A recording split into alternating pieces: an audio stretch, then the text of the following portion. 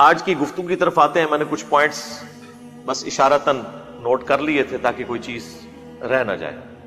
سب سے ضروری چیز کہ نبی صلی اللہ علیہ وآلہ وسلم کی پیدائش کا جو مہینہ، سال اور دن کون سا ہے. دیکھیں عیسوی اعتبار سے جو اس وقت چل رہا ہے، جسے اے ڈی بھی ہم کہتے ہیں، اینو ڈومینی، ایئر آف دا لارڈ، یعنی حضرت عیسیٰ علیہ السلام کی پیدائش کا سال. عوام میں تو مشہور ہے کہ یہ after death of Jesus Christ ہے. یہ بالکل غلط ہے، ایسا نہیں ہے. اس کا مطلب ہے لیٹن زبان کا یہ ورڈ ہے، ایئر آف دا لارڈ، آقا کی پیدائش کا سال. اب چونکہ زیادہ تر ایتھیزم کا زور ہے، بلکہ ایتھیزم بھی نہیں کہنا چاہیے، سیکولرزم، جس میں مذہب کی کوئی اتنی امپورٹنس نہیں ہے، تو اس کے ایکویلنٹ انہوں نے ایک ورڈ اب ڈیوائز کیا ہے، سی ای، کامن ایرا، اور B E C, before common era, یہ کامن ایرا بھی ہم بول دیتے ہیں اردو میں. ویسے جو شروع سے چل رہا تھا وہ اے ڈی اور بی سی تھا، بیفور کرائسٹ، اور اے ڈی اینو ڈومینی، یعنی جس سال حضرت عیسیٰ پیدا ہوئے. تو ہمیں یہ فخریہ طور پر اے ڈی لفظ کو یوز کرنا چاہیے، اس کا تعلق ایک پیغمبر کے ساتھ ہے. اس اعتبار سے نبی علیہ السلام کی جو پیدائش کا سال ہے وہ 571 ہے، جو آج 2 اکتوبر 2022 ہے. تو یہ جو ہمارا سن عیسوی چل رہا ہے، اس میں نبی علیہ السلام کی پیدائش کا سال 571 اے ڈی ہے، بمطابق 22 اپریل، جو کیلکولیشن سے پتا چلتا ہے. اور آپ کی ڈیتھ کا جو ایئر ہے وہ 632 ہے، 8 جون 632 عیسوی. عرب کے اندر اس وقت سال نہیں چلتے تھے، بلکہ بڑے بڑے ایونٹس کے ذریعے سالوں کو یاد رکھا جاتا تھا. نبی علیہ السلام کی پیدائش جس سال ہوئی اس سال بہت بڑا ایونٹ ہوا، عام الفیل والا واقعہ، جو قرآن میں بھی اللہ تعالیٰ نے رپورٹ کیا. ابراہ کا لشکر اللہ تعالیٰ نے برباد کر دیا تھا، جو خانہ کعبہ کے اوپر چڑھائی کے لیے آیا تھا. نبی علیہ السلام اس سال پیدا ہوئے. تو عرب کے لوگ کسی کی پیدائش کو یاد رکھنے کے لیے کوئی بڑا ایونٹ یاد رکھتے تھے، اور پھر وہ کہتے تھے کہ فلاں شخص اس سال پیدا ہوا، یا اس سے اتنے سال پہلے پیدا ہوا، یا اس سے اتنے سال بعد پیدا ہوا. جس طرح ہمارے پاکستان میں بھی میں سمجھتا ہوں 2005 کا جو زلزلہ ہے وہ ایک بہت بڑا بینچ مارک ہے. اس ایونٹ کے اعتبار سے لوگ بات کرتے ہیں. ہمارے جہلم شہر میں 1992 میں بہت بڑا سیلاب آیا تھا. اب کئی ایسے بچے ہیں جن کی مائیں جب ان کا تعارف کرواتی ہیں تو کہتی ہیں سیلاب والے سال پیدا ہوا. ایسی ظاہر ہے وہ بہت بڑا ایونٹ تھا جہلم کے لیے. ایون آج بھی میں آپ کو بتا رہا ہوں کہ یہ حوالے استعمال ہوتے ہیں. تو جامعہ ترمذی کے اندر حدیث موجود ہے، دلائل النبوہ کے اندر موجود ہے کہ نبی علیہ السلام عام الفیل والے سال، جس سال ابراہ کے لشکر کو، ہاتھیوں والے لشکر کو اللہ تعالیٰ نے معجزانہ طور پر تباہ و برباد کیا. اور بیسیکلی یہ اللہ تعالیٰ نے اس سال کو یادگار بنائے اس لیے تھا کہ اس سال نبی علیہ السلام کی پیدائش ہونی تھی. بہت بڑا واقعہ تھا، انسانی ہسٹری کا سب سے بڑا واقعہ رسول اللہ کا دنیا میں تشریف لانا ہے صلی اللہ علیہ وآلہ وسلم. تو آپ صلی اللہ علیہ وآلہ وسلم اس سال پیدا ہوئے. اب آپ کی پیدائش کا جو دن ہے اس کے اوپر تو کنسنسس ہے کہ وہ منڈے کا دن ہے. وہ صحیح مسلم کے اندر حدیث موجود ہے، نبی علیہ السلام منڈے کا روزہ رکھتے تھے. پوچھا گیا آپ روزہ کیوں رکھتے ہیں؟ صحیح مسلم میں 2750 نمبر حدیث ہے، کنٹینیوس نمبرنگ میں. تو آپ علیہ السلام نے فرمایا فیہ ولدت وفیہ انزل علیہ، اس دن میں پیدا ہوا اور اس دن مجھ پر پہلی وحی نازل ہوئی. تو نبی علیہ السلام اپنی پیدائش کی خوشی اور قرآن کے نزول کی خوشی اکٹھی مناتے تھے. ہر سال نہیں، ہر مہینے نہیں، ہر ویک میں منڈے والے دن پیر کا روزہ رکھ کر. اچھا اب تاریخ کیا تھی اس کے حوالے سے ہمارے پاس جو سب سے یعنی قریبی کوئی اگر مواد ملتا ہے تو وہ دلائل النبوہ امام بیہقی کی کتاب میں محمد بن اسحاق تابعی کا قول ہے، جو انس بن مالک کے شاگرد ہیں، 150 ہجری میں فوت ہوئے۔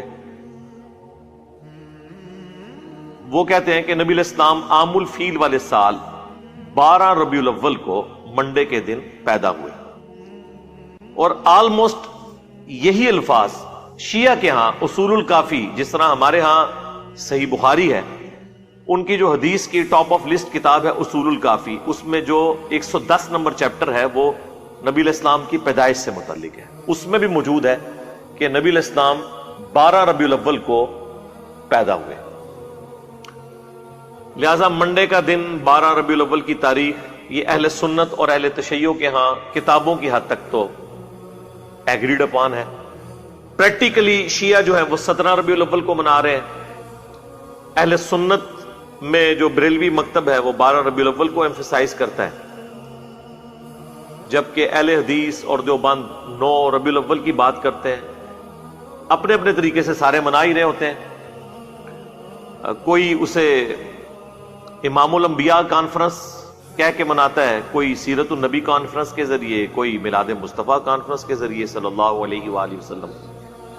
بہرحال اس کے اوپر اتنا تو کنسنسس ہو چکا ہے کہ ربیع الاول کے مہینے میں ہمیں نبی علیہ السلام کی سیرت کو، آپ کے کردار کو، آپ کے معجزات کو، آپ کے دنیا میں آنے کے مقصد کو ڈسکس کرنا ہے۔ جمعے کے خطبوں کے اندر تمام مکاتب فکر کے لوگ ڈسکس کرتے ہیں، اور اس پہ اجماع ہو چکا ہے۔ تو اجماع خود بہت بڑی دلیل ہے۔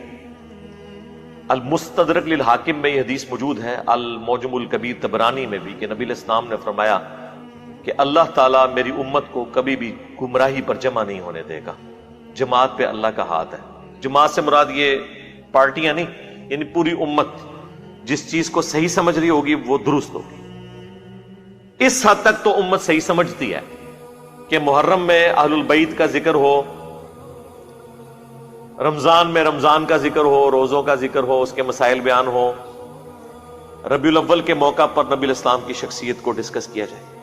باقی یہ جو کچھ اپنے اپنے انداز میں جو میلاد منایا جا رہا ہے دنیا کے مختلف کونوں کے اندر،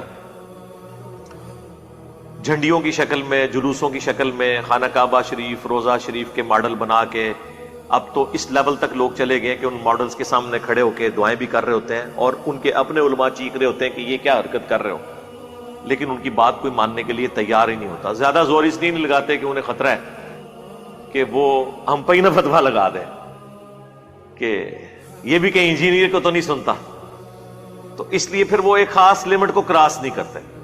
یہی ہوتا ہے جب آپ سنت کے راستے کو چھوڑتے ہیں تو پھر ایک ایکسٹریم لیول تک چیزیں چلی جاتی ہیں جو آپ کے قابو نہیں آتی۔ ہاں، جہاں تک اللہ کو منظور ہوتا ہے وہاں تک اللہ تعالیٰ کی غیبی تائید ہوتی ہے۔ تو غیبی تائید اس لیول تک تو ہے کہ ہم ربیع الاول میں ڈسکس کریں، کیوں نہ کریں، یعنی اس سے بڑا کوئی موقع نہیں ہے کہ نبی علیہ السلام کے پیدائش کے مقصد کو، آپ کی سیرت کو، آپ کے معجزات کو، آپ کی صورت کو، ان ساری چیزوں کو ڈسکس کیا جائے۔ اس میں کوئی دوسری رائے نہیں ہے۔ یہ تو بہت بڑی بدبختی ہے کہ کوئی اس مہینے کے اندر ان چیزوں کا ذکر ہی نہ کرے، اور ہر اوٹ پٹانگ ٹاپکس جو ہیں وہ اپنے جمعے کے خطبوں کا حصہ بنا لیں۔ پولیٹیکل ٹاپکس بھی، اپنے فرقوں کے فضول قسم کے ٹاپکس، ان کو تو ڈسکس کریں، اور نبی علیہ السلام کے دنیا میں آنے کے مقصد کو، آپ کے میلاد کو، آپ کی سیرت کو، آپ کی صورت اور معجزات کو ڈسکس نہ کرے، تو یہ تو بدبختی کسی کی ہو سکتی ہے۔ اور اس لیول پہ چیزیں شروع سے چلتی آ رہی ہیں۔ ہمیں اختلاف ان چیزوں کے اوپر ہے جو یہ بعد میں چیزیں مطلب اس لیول پہ ایڈ ہوئی ہیں کہ آج وہ قابو نہیں آ رہی کسی، اس کے اوپر ہم بات کرتے ہیں وقتاً فوقتاً، اور احسن طریقے سے اپنا پوائنٹ آف ویو لوگوں کے سامنے رکھتے ہیں۔ اچھا، اب آپ کو حیران کن بات بتاؤں،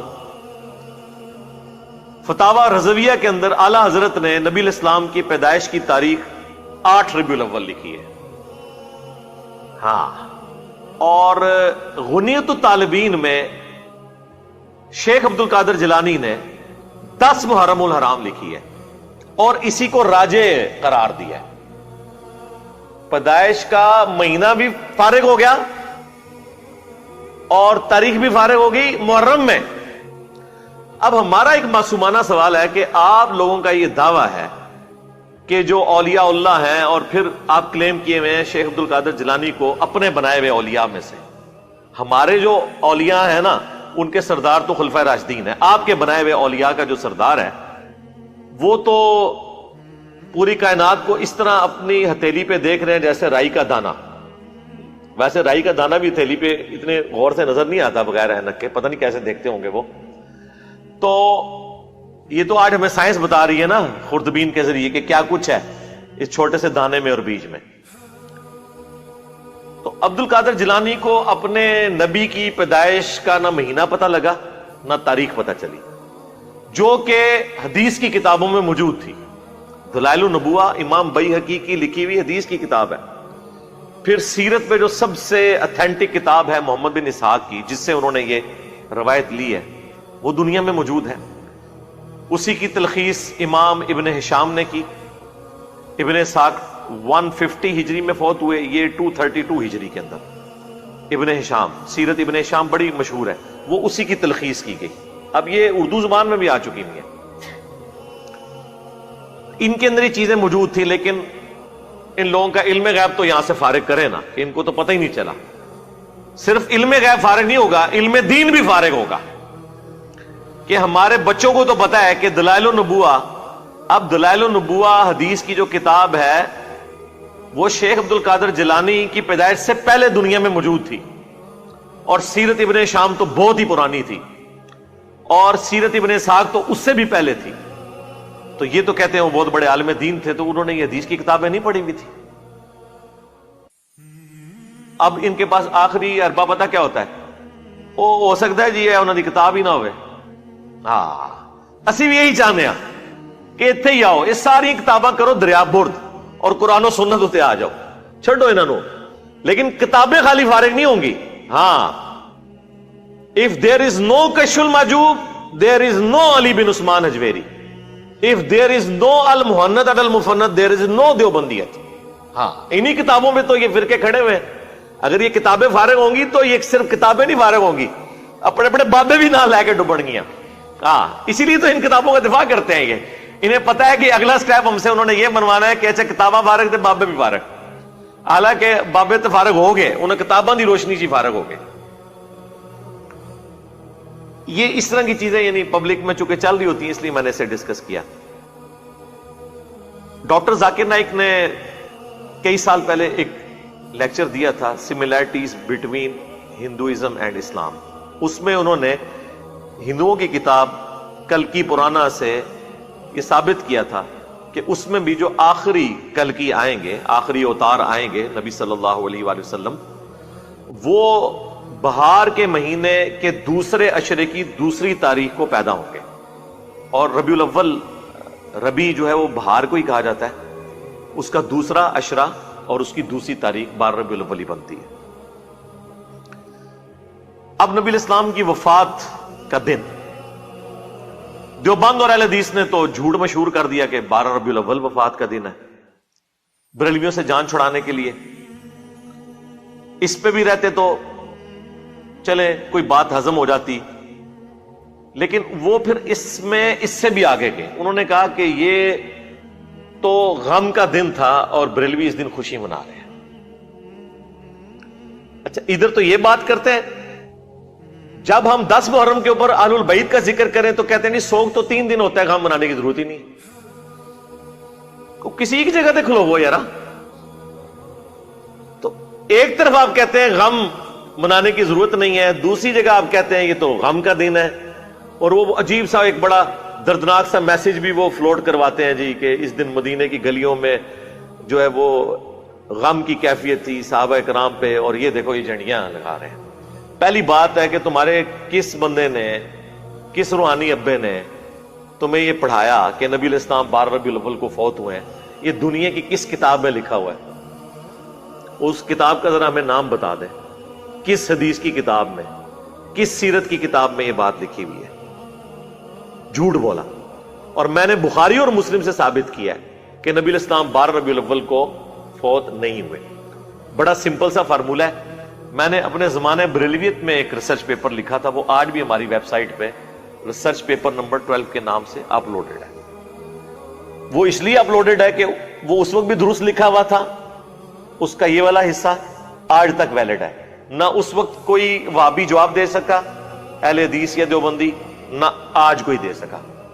سمپل فارمولہ ہے، بخاری اور مسلم دونوں میں حدیث ہے کہ نبی صلی اللہ علیہ وآلہ وسلم کی ڈیتھ منڈے والے دن ہوئی۔ وہ جو پورا واقعہ ہے، حضرت ابوبکر صدیق نماز پڑھا رہے تھے تو نبی علیہ السلام نے حجرے کا پردہ ہٹایا اور صحابہ کرام کہتے ہیں ہم شوق دیدار میں قریب تھا کہ نماز توڑ کر آپ کی طرف متوجہ ہوتے، کئی دن سے آپ کی زیارت نہیں ہوئی تھی، تو نبی علیہ السلام نے یوں اشارہ کیا اور کہا کہ اپنی نماز مکمل کرو، اور آپ واپس چلے گئے۔ اور اس حدیث کے اینڈ پہ الفاظ ہے کہ وہ منڈے کا دن تھا اور اسی دن پھر آپ چاشت کے وقت دنیا سے تشریف لے گئے۔ اس حدیث سے ثابت ہوا کہ نبی علیہ السلام منڈے والے دن فوت ہوئے۔ ربیع الاول کے اوپر بھی اجماع ہے کہ ربیع الاول میں آپ کی ڈیتھ ہوئی ہے۔ یہاں ہمیں یہ پتہ چل گیا کہ ربیع الاول میں نبی علیہ السلام کسی ایسے دن فوت ہوئے ہیں، اس تاریخ کا تو ہمیں نہیں پتا، لیکن وہ دن منڈے کا تھا۔ یہ ایک کانسٹینٹ آپ کو مل گیا، اب میں میتھمیٹیکلی اس کو ثابت کروں گا۔ دوسرا کانسٹینٹ جو ہے وہ بھی بخاری اور مسلم میں، کہ سیدنا عمر کے پاس ایک یہودی آگے کہتا ہے کہ آپ کی کتاب میں ایک ایسی آیت ہے کہ ہم یہودیوں پر نازل ہوتی تو ہم اسے عید کا دن بنا لیتے۔ سیدنا عمر رضی اللہ تعالیٰ عنہ نے پوچھا وہ کون سی آیت ہے، تو اس نے کہا الیوم اکملت لکم دینکم واتممت علیکم نعمتی ورضیت لکم الاسلام دینا، جس میں اسلام کے مکمل ہونے کی، دین کے مکمل ہونے کی خوشخبری تھی۔ آج کے دن ہم نے تم پر تمہارا دین مکمل کر دیا اور اپنی نعمت تمام کر دی اور اسلام کو ایز اے ریلیجن تمہارے لیے پسند کیا۔ تو وہ یہودی کہنے لگا یہ تو آپ کے لیے عید کا دن ہونا چاہیے۔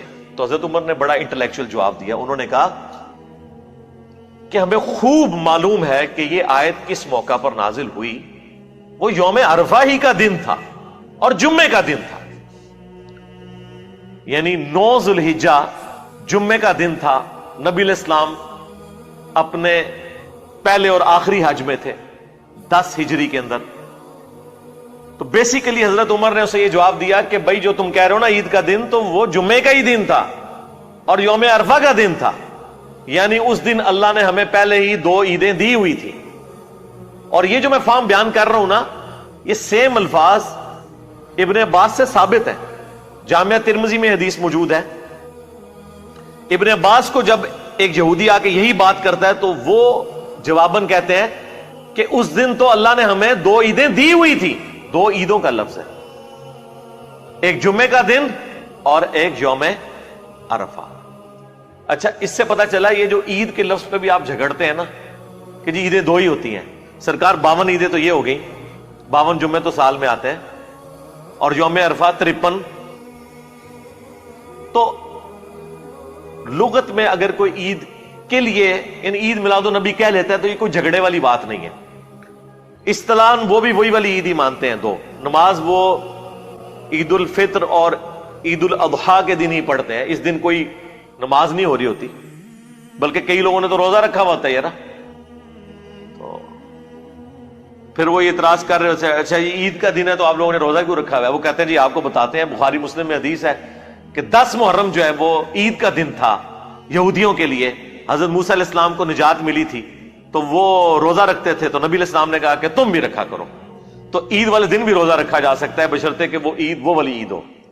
ہوں تم منہ اڑ کے بہ جاؤ، اس لیے چھوڑ دو یار، آپ لوگوں کو اندازہ نہیں ہے کہ اتنے آسان معاملات نہیں ہیں کہ ان کو اس طریقے سے ٹیکل۔ ہاں، آپ اگر اپنے فرقے میں پوری زندگی رہے ہیں اور آپ کو دوسرے کے دلائل کا نہیں پتا، تو جس طرح سنیوں کو پتہ ہی نہیں تھا کہ اہل البیت پہ کیا افطار ٹوٹی ہے، وہ تو سمجھ رہے تھے یہ شیعہ پاگل ہیں جو یہ ماتم کر رہے ہیں، ٹھیک ہے۔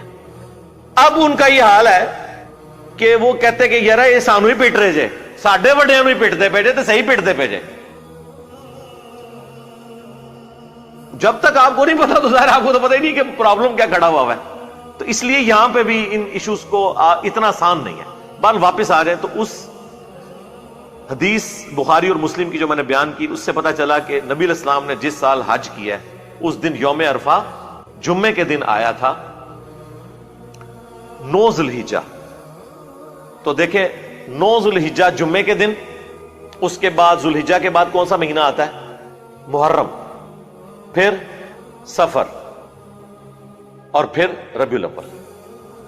تو بیسیکلی تو 3 ہی مہینے انوالو ہوئے، یہ چوتھے کو بھی چلے بیچ میں شامل کر لیں۔ یہ جو 3 مہینے ہیں نا جن کے چاند دیکھے گئے ہیں، وہ کون کون سے ہیں؟ محرم، صفر اور ربیع الاول۔ یہ تینوں مہینے 30 کے رکھ لیں، تینوں 29 کی رکھ لیں، حالانکہ 3 کٹھے 29 اور 30 کے نہیں ہوتے۔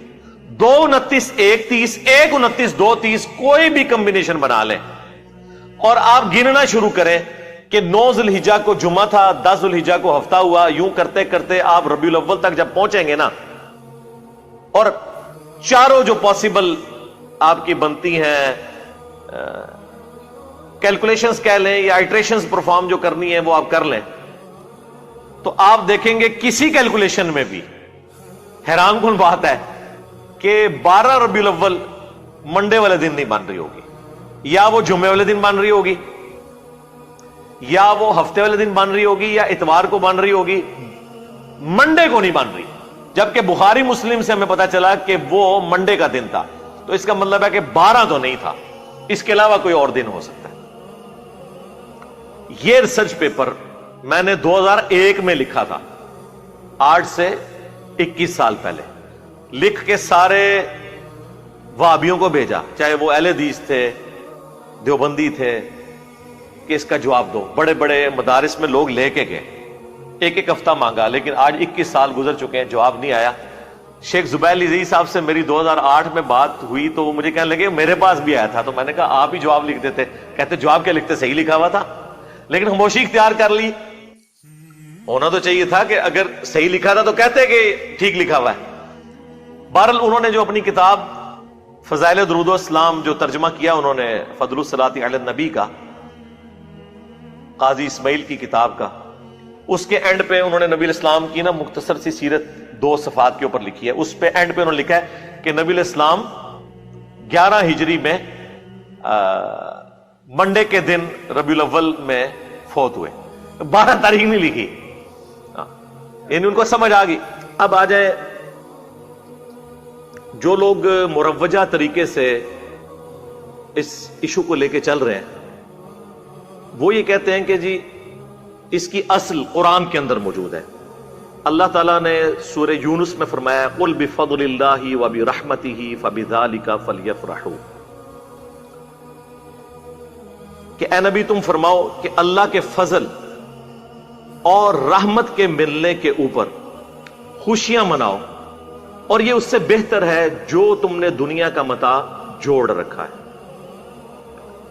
وہ کہتے ہیں کہ جی قرآن کا واضح فتویٰ ہے کہ اللہ کا فضل اور رحمت ملے تو خوشیاں مناؤ، اور کہتے ہیں اس سے بڑی کیا رحمت ہوگی کہ وما ارسلناک الا رحمتا للعالمین، اور پھر ایسی رحمت اور ایسی نعمت کہ سورہ آل عمران میں اللہ تعالیٰ فرما رہا ہے لقد من اللہ علی المؤمنین اذ بعث فیہم رسولا، بے شک اللہ تعالیٰ کا احسان ہوا ہے مومنین کے اوپر کہ ان میں سے ہی ایک رسول ان میں مبعوث ہوئے، یتلو علیہم آیاتہ ویزکیہم ویعلمہم الکتاب والحکمہ وان کانوا من قبل لفی ضلال مبین، جو ان پر اللہ کی آیات تلاوت کرتے ہیں، ان کا تزکیہ کرتے ہیں، انہیں کتاب و حکمت سکھاتے ہیں، اس سے پہلے یہ کھلی گمراہی میں تھے۔ تو کہتے ہیں کہ یہ اللہ نے وہ احسان کیا جسے قرآن میں احسان کے طور پر بیان کیا ہے، لہٰذا احسان بھی ہے، رحمت بھی ہے، اور قرآن کہہ رہا ہے کہ اللہ کے فضل اور رحمت کے اوپر خوشیاں مناؤ۔ تو اس لیے ہم میلاد اس طریقے سے مناتے ہیں کہ رسول اللہ سے بڑا کوئی احسان نہیں۔ ہم کہتے ہیں رکو ذرا، صبر کرو، بالکل ٹھیک کہہ رہے ہو، لیکن اس طریقے پر مناؤ جو نبی علیہ السلام نے تعلیم فرمایا ہے۔ صحیح مسلم میں فیہ ولدت وفیہ انزل علیہ، پوچھا گیا پیر کے روزے کے بارے میں، فرمایا اس دن میں پیدا ہوا اور اس دن مجھ پر پہلی وحی نازل ہوئی۔ تو نبی علیہ السلام نے جشن قرآن اور جشن میلاد منڈے کا روزہ رکھ کر منایا ہے۔ اور مزے کی بات بتاؤں، یہ سورہ یونس کی جو آیات ہے نا، یہ اسپیسیفکلی نزول قرآن کے بارے میں ہے۔ یا ایھا الناس قد جاءتکم موعظۃ من ربکم، یہاں سے یہ سٹارٹ ہوتا ہے، اے لوگو بے شک تمہارے پاس اللہ کی طرف سے واضح و نصیحت والی کتاب نازل ہو گئی جو دلوں کو لگے ہوئے روگ کا علاج ہے اور رحمت ہے مومنین کے لیے. پھر ساتھ اللہ نے فرمایا قل بفضل اللہ وبرحمتہ، اللہ کے فضل اور رحمت کے اوپر خوشیاں مناؤ. یہ اسپیسیفکلی قرآن کے بارے میں تھا. اب آپ اس کو جوڑ لیں صحیح مسلم کی حدیث کے ساتھ کہ نبی علیہ السلام نے قرآن اور اپنی پیدائش کی خوشی کو جمع کیا اور فرمایا فیہ ولدت وفیہ انزل علیہ، اس دن میں پیدا ہوا اور اس دن مجھ پر پہلی وحی نازل ہوئی. جشن قرآن اور جشن میلاد یہ اکٹھے نبی علیہ السلام نے منائے. مجھے بتائیں جو اسپیسیفکلی نبی علیہ السلام نے جس خوشی کا اظہار اپنی پیدائش کے ساتھ کیا وہ قرآن کی خوشی تھی، اور ہمارے علماء ہماری پبلک کو یہ بتاتے ہیں قرآن حدیث ڈائریکٹ نہیں پڑھنا، گمراہ ہو جاؤ گے. یہ کون سا جشن قرآن ہے کہ آپ قرآن کی آیات اپنی ہر نماز کی ہر رکعت میں پڑھیں ایاک نعبد و ایاک نستعین، اور پھر نماز کے بعد آپ بابوں کو پکارنا شروع کر دیں، مرے ہوئے لوگوں کو اللہ کے مقابلے پر ٹھہرا لیں، خواہ بندے کہہ کر ٹھہرائیں خواہ کسی بھی طریقے سے، وہ ہمارے نفع نقصان کے مالک ہی نہیں ہے. تو جشن قرآن پریکٹیکلی یہ ہے کہ آپ اس توحید کے اوپر چلیں، اور جشن رسول یہ ہے کہ آپ نبی علیہ السلام کی عظمت اپنے دل میں بٹھائیں اور اس کے بعد نبی علیہ السلام کی جو دعوت ہے اس کو آگے لے کر چلیں. یہ ہے کام کرنے کا، اور یہ بات میں اپنی طرف سے نہیں کر رہا. ربیع الاول کے اس موقع پر میں تمام مسلمانوں سے ریکویسٹ کروں گا کہ سورۃ الاعراف کی جو آیت نمبر 157 ہے نا، اسے ایک دفعہ ضرور کور کریں تاکہ آپ کو پتا چلے کہ بینگ امتی ہماری کیا رسپانسبلٹی ہے میلاد کے حوالے سے، کہ نبی علیہ السلام کی جو دنیا میں تشریف آوری ہے، آپ کی جو پیدائش ہے، اس میں سے ہم نے رزلٹ کیا نکالنا ہے، اور کون سے اہل ایمان ہیں جن کے ایمان کو اللہ تعالیٰ نے قبول کیا. یہ 157 نمبر آیت ہے اسپیسیفکلی نبی علیہ السلام کے حوالے سے کہ ان پر ایمان لانے والے لوگ کون سے ہیں. الذین یتبعون الرسول النبی الامی، یہ وہ لوگ ہیں جو پیروی کرتے ہیں، اتباع کرتے ہیں نبی امی کی. نبی امی ام القرا یعنی مکے کے رہنے والے، اور امی ان معنوں میں کہ نبی علیہ السلام نے دنیا میں کسی سے تعلیم حاصل نہیں کی تھی، آپ لکھنا پڑھنا نہیں جانتے تھے، اور یہ آپ کا عیب نہیں تھا، آپ کی خوبی تھی. کیونکہ سورۃ العنکبوت میں اللہ تعالیٰ نے فرمایا کہ اگر یعنی اس قرآن کے نزول سے پہلے نہ اپنے دائیں ہاتھ سے آپ کچھ لکھ سکتے تھے نہ کتاب میں کچھ پڑھ سکتے تھے، اگر ایسا ہوتا تو یہ بات کافروں کو شک میں مبتلا کر دیتی کہ یہ کتاب آپ نے خود لکھی ہے. ڈاکٹر اقبال کا شاعر ہونا خوبی ہے، ہمارے نبی کا شاعر ہونا خامی ہوگی. وما علمناہ الشعر وما ينبغی لہ، ہم نے ان کو شعر کہنا نہیں سکھایا اور نہ یہ ان کی شان کے لائق ہے. تو نبی علیہ السلام کے شان شان ہی نہیں ہے کہ آپ اپنے دائیں ہاتھ سے کچھ لکھ سکتے یا کتاب میں کچھ پڑھ سکتے.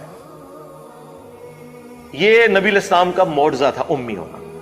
تو اللہ تعالیٰ فرماتا ہے کہ اہل ایمان وہ ہیں جو پیروی کرتے ہیں اس نبی امی کی.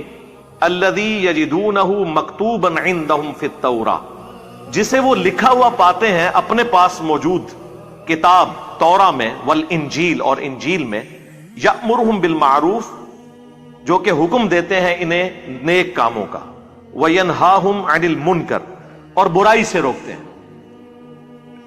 وَيُحِلُّ لَهُمُ الطَّيِّبَاتِ، اور ان پر حلال کرتے ہیں پاکیزہ چیزیں، اللہ تعالیٰ کے حکم سے شریعت پہنچاتے ہیں. وَيُحَرِّمُ عَلَيْهِمُ الْخَبَائِثِ، اور جو خبیث گندی چیزیں ہیں وہ حرام کرتے ہیں. وَيَضَعُ عَنْهُمْ إِصْرَهُمْ، اور جو ان پر بوجھ پڑے ہوئے تھے نا توہمات کے، وہ ان سے ہٹاتے ہیں. وَالْأَغْلَالَ الَّتِي كَانَتْ عَلَيْهِمْ، اور جو ان کی گردنوں میں توق پڑے ہوئے تھے نا، سپرسٹیشنس اور خام خواہ کی خود ساختہ شریعت جو مشرکین عرب میں چل رہی تھی، وہ یہ نبی ان کی گردنوں سے توق اتارتے ہیں، یہ غلامی کے توق سے ان کو آزاد کرتے ہیں. فَالَّذِينَ آمَنُوا بِهِ، پس جو بھی پھر اس نبی پر ایمان لے کر آئے، وَعَزَّرُوهُ، اور ان کی عزت کرے، وَنَصَرُوهُ، اور ان کی مدد کرے. وَاتَّبَعُوا النُّورَ الَّذِي أُنزِلَ مَعَهُ، اور پیروی کرے اس نور کی جو ان کے ساتھ نازل ہوا، یعنی قرآن. اولئک هم المفلحون، تو ایسے ہی لوگ ہوں گے پھر فلاح پانے والے. یعنی اہل ایمان کی رسپانسبلٹی ہے سب سے پہلے کہ نبی الاسلام کی عزت کرنی ہے، اس کے بعد ان کی مدد کرنی ہے دین کے معاملے میں. ظاہر نبی الاسلام تو اللہ کے ریپرزینٹیٹو بن کے آئے نا اس پلانٹ ارتھ پہ، اور اس کے بعد جو ان کے ساتھ کتاب نازل ہوئی ہے اس کی پیروی کرنی ہے، تب آپ ہوں گے کامیاب. یہ ہے میلاد کا مقصد منانے کا، کہ نبی الاسلام کے مشن کو آپ نے آگے لے کر چلنا ہے. اب یہ جو مروجہ سارا سلسلہ ہے یہ 7ویں صدی ہجری کے اندر شروع ہوا. اس سے پہلے دنیا میں اس طریقے سے میلاد نہیں منایا جاتا تھا.